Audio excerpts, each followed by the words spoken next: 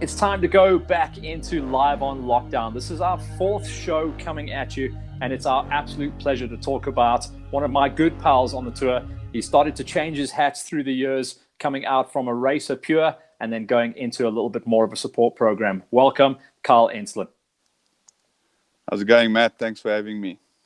Yeah, cool, Kyle. I hope you're okay there in lockdown in Boksburg, and I hope it's not too rough on you at the moment. How are you hanging in there? Yeah, all's going good so far. I've done a bit of housework and keeping the household together. Still working from home a bit, so yeah, keeping myself busy. Carl, I wanted to speak to you for so many reasons. I like in the adverts I've been saying you're the guy that wears as many hats as I do. You've got so many roles within the sport, and this year you got super busy, didn't you? I mean, you've always been involved with one of the core teams, and we'll get to that in a moment. But you picked up the mantle and started dealing with the national off-roads as well. Tell me about the role and what's been going down. Yeah, so I mean, look, it's largely driven by Ian Pepper. He's put this all together and is driving it from his side. Towards the end of last year, he approached me and said, would I be interested in going along with him? And I said, yeah, sure. And that transgressed into a role where I can be the route director or at least oversee the routes to try get some sort of standard between them and the 4 rounds. And that seems to be going well. Unfortunately, we are going to miss round 2. It'll be suspended for now, but I think we're onto something good, and I think by the end of this year, Nationals will be in a good place. No, I believe so too. And just coming into the season, everyone was scratching their heads, wondering how it was going to be going. And you mentioned the magical number there, 4 rounds, but there's more to it than that, isn't there? Because there's the Super Series that kind of runs a championship within a championship within a championship. Just explain that one for us as well, because I'm still trying to get my head around that. Yeah, so it's a bit tricky, and it's going to take time for everyone to understand it properly. We have put a lot out on social media as much as we can, and we are here to ask. But the principle is that enduro and cross country have joined and are trying to work together to grow nationals as a whole, which I think is first prize. We had many meetings last year and decided that to try get guys to cross ride is the only way we can build it quickly. So we created the Super Series with a little carrot at the end. And if you cross ride, you obviously get rewarded for that. So in Lesotho, it worked quite nicely because it was back to back. We had some weather challenges, but I mean, it worked out okay. And yeah, the principle is that if you can and if you can afford it and if your sponsors back you, get down to both events and you'll score points that will amalgamate. And at the end of it, if you the top, you get rewarded. I've seen some of the numbers coming in this year as well.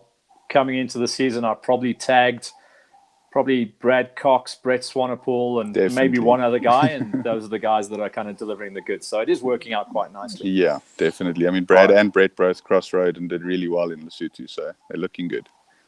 Let's err on the side of positive and say we're going to throw away 1 round. Most tours are throwing away 1 or 2 rounds. Have you got enough buffer to go forward into round number 3/4?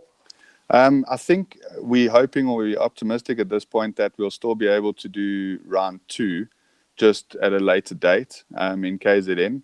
Obviously, racing in KZN, even in the winter, is okay from a dust and perspective. So we're hoping that if this is all over sort of by June, we could then host the event there. We're already quite far into planning.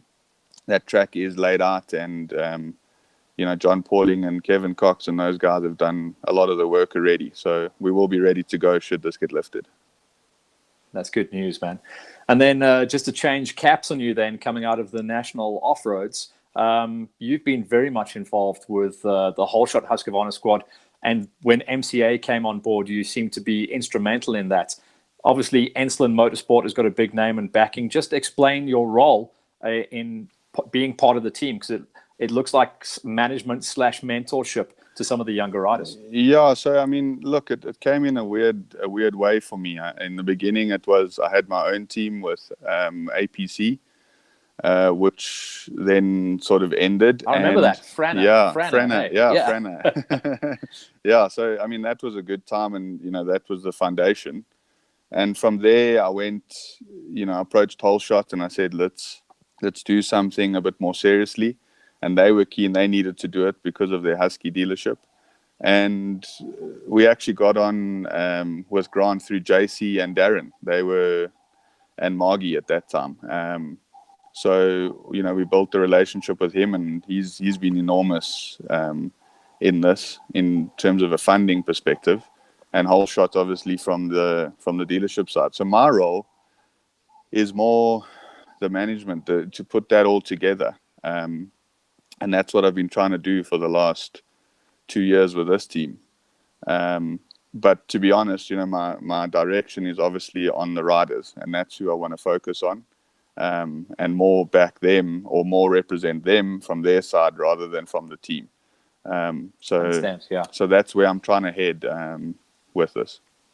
That's very cool, man. It's very cool. And, you've got your own racing background as well, and a good support structure there as well. So it's a nice fit. Let's talk about some of the riders then. Let's, my term, we like to climb the ladder. So let's start with the 65 cc's. Little Clarkie, man. What a superstar, hey? Yes. I mean, he's been with us now this will be his 3rd year. Well, directly with Holshot. And, he's an awesome kid. Him and his dad are always there, and, they're good to be around. His riding has just improved. I know his dad takes him to a lot of training, and, they put a lot of the groundwork in. He's definitely going to go places. I mean, he always puts up a good fight, and that's all we can really ask for. He was one of the first mechanical casualties, unfortunately, at round 1 of the GXCCs. Yeah. But throwing that away, he came back toughing it out at round number 2. I mean, he was right up there with the pace. No, definitely. He impressed us at round 2, and I think going into round 3 with a bigger break, if he gets his training right, which I'm sure Brad will make sure he does, he's going to come out strong. Then talk to me about, I call him Baby Bester. He's going to be taller than me probably 2 years' time, so I can't call him that much longer. But little Kerbis, he actually came across same brand, but changed from Vans across to Holshot for this year. And the pace is right there, hey? Yeah, so I mean, Kerbis is extremely fast. He's extremely talented, and across the board, enduro and cross country, he seems to put out the numbers. So we're extremely proud to have him with us this year. We've been lucky in the 85 cc's, well, not lucky, but we've always had talent there, from Matt to Kyle McKenzie and now Kerbis running the good numbers. So, I mean, we're extremely excited to see what he does. I think he's going to grow into the 125s pretty quickly in the coming years, and I think he'll be definitely a force to be reckoned with. He seemed to want to be absorbed into the team a little bit more this year as well, and I can understand that as well. I mean, I spoke to Leon; he totally understood the reasons for moving across, and it seems to be a nice fit, real nice fit. Yeah, no, I mean, his dad, Steph, they're great. The whole family, Helena, they're all, they're a great family, and they fit in with us. And they just love traveling and racing, and that's what we all love doing. So, they're part of us when we go to the nationals, the GXCCs, and he's a great rider. So that's just a bonus. Okay, so now moving up the ranks, and slightly out of order, but I'm going to go straight now into Dev because Davin Cocker, for me, 2 years came out of absolutely nowhere, and he won straight away. I mean, he has just been the find of the last couple of years. He really has. Yeah, no, I mean, look, I was still racing when he did that first race on that KTM with no light and, the mask taped for his number. And obviously I started in 001s, and I think it was the second lap early on. I had this 125 behind me, and I'm like, who is this kid? He must be lost, He's shortcutted. And the next thing he flew past me, and after the race we got chatting, and he said, who is this kid? And he's with Brad, and he's from Zim.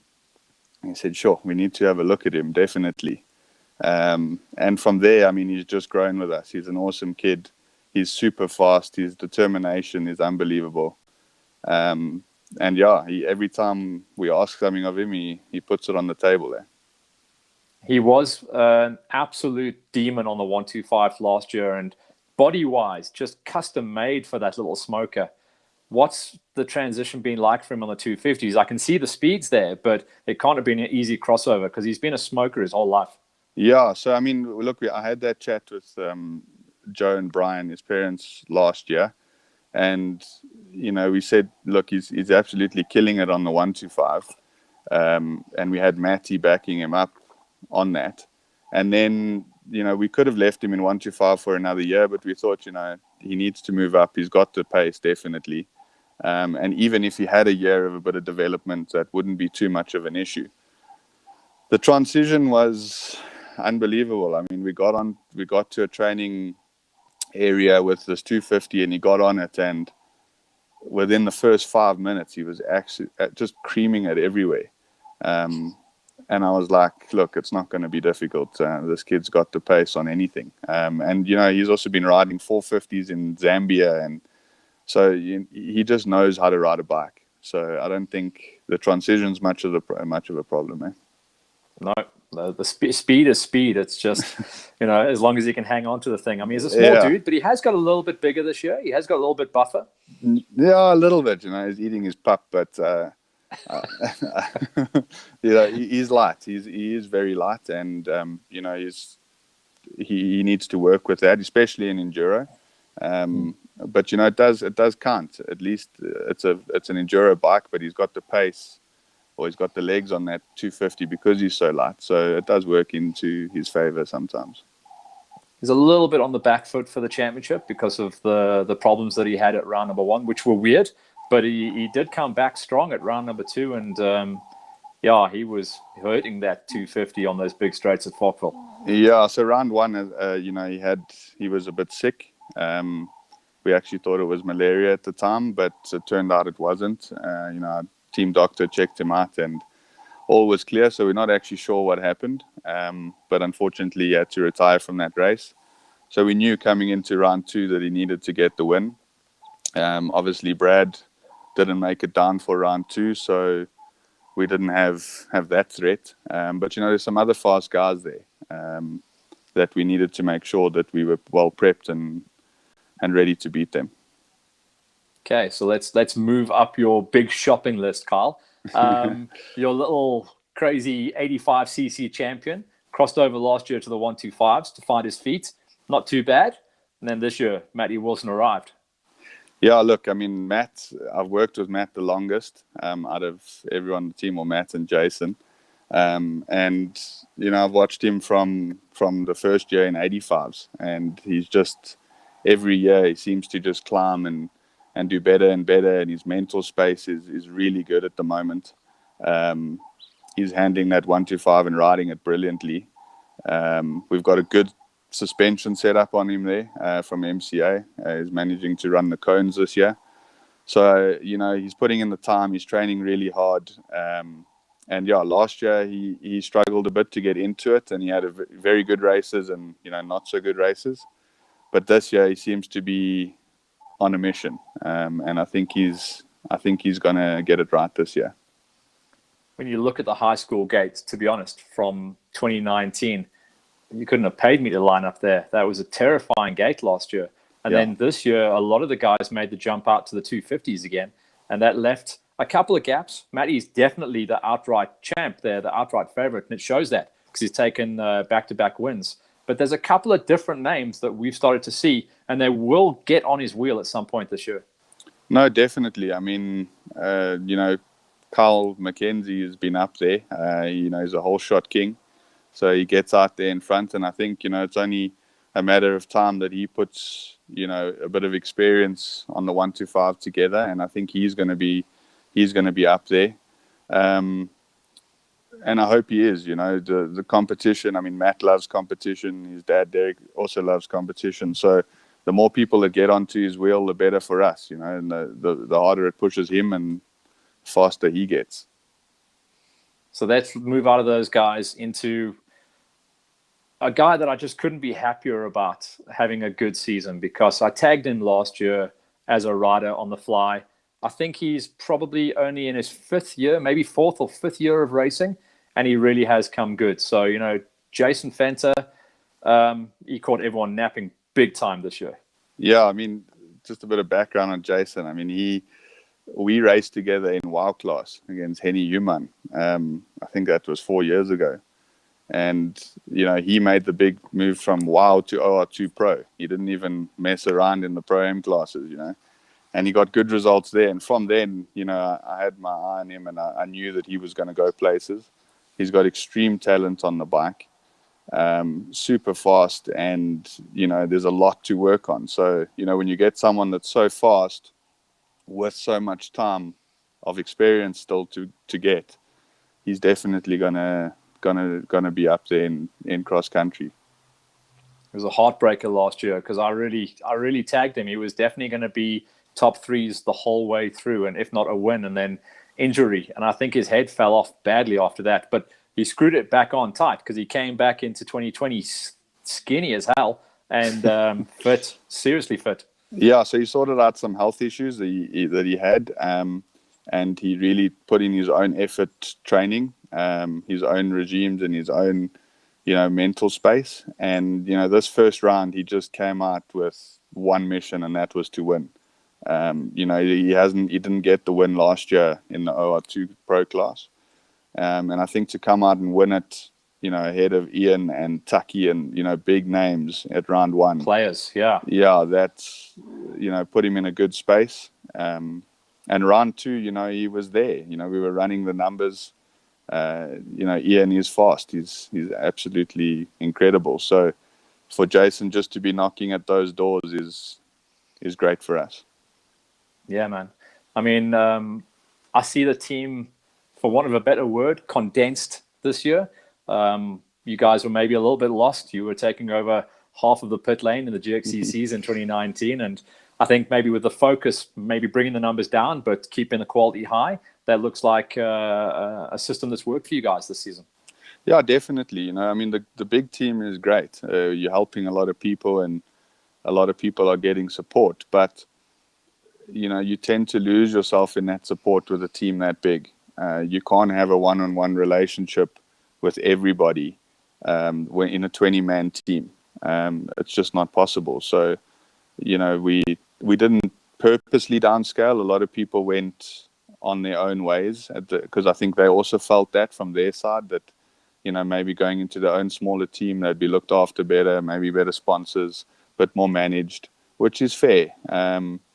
And it's kind of worked out, for the better, because everyone seems to be happy. I mean, there's no animosity between anybody that was in the team and it's not in the team now.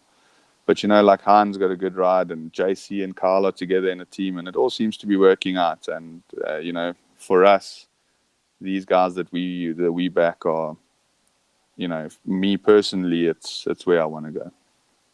It's great to see how much time you've had with them as well. And you've watched them grow as riders, but just watch them grow as people as well. They're all turning out to be good little dudes. Yeah, that's the big thing for me. I mean, even if you go and win and you're not a good person, I wouldn't want to work with you. I don't think anyone will want to work with you. So, the fact that they're coming out to be good people, good young men, as well as good riders, I think that's just a bonus. Let's just come back and end things off with your opinion of the GXCCs. Obviously, you and I have been involved with the GXCCs for many years, and we all wondered what the crossover was going to be like coming out of 2019 to 2020 with the new Black Iron management. But they answered a lot of critics at round number one, and they confirmed that, I think, with round number two. Just wanting to get your opinion. Yeah, look, they've done amazingly. Miranda and Vian have done an outstanding job. The whole Black Iron team has. And I think the transition from Lawrence and Maryland to them has been quite seamless. The GXCCs have still got a good feel. There's a lot that they're doing to try, I wouldn't say improve is maybe not the right word, but, evolve it. And it seems to be working. I think they've done a fantastic job, and we as a team can't wait to race the rest of them. And then what about the developments going on with the National Off-Road Championship Tour? I know you guys went back 2 seasons ago, maybe 3 seasons ago, and started working with the clubs.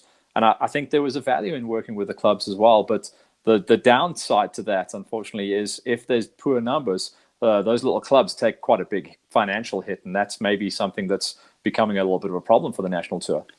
Yeah, definitely. I mean, we need to get it back to a point where clubs are fighting, or not fighting, but putting in tenders, if you want to call it, to host a national, because that's how it used to be. Used to be like that. Yeah, it used to be like that. Yeah. So, I mean, now we're begging them to host a national, which is kind of the wrong way around. But, the guys that do put their hands out and do it are really helping us to get it there, because without hosting a small national at a loss, we're never going to host a big national at a profit.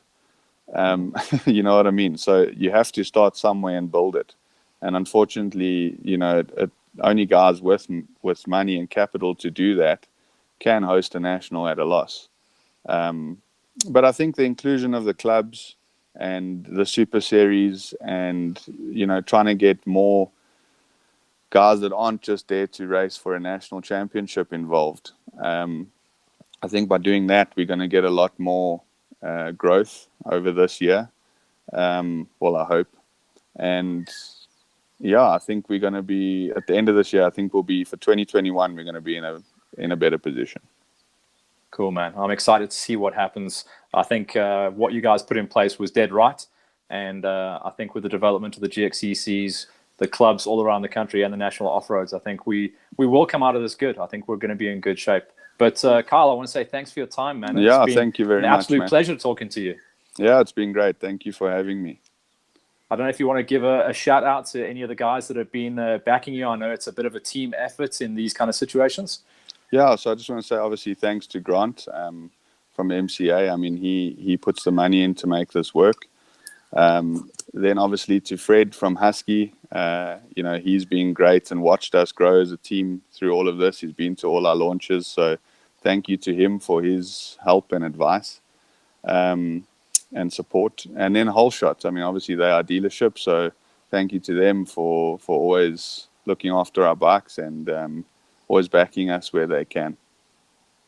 Carl, it's been an absolute pleasure. We'll talk again, hopefully out of lockdown. Fingers crossed we can all go riding again soon and have a beer. Yeah, that'll be great.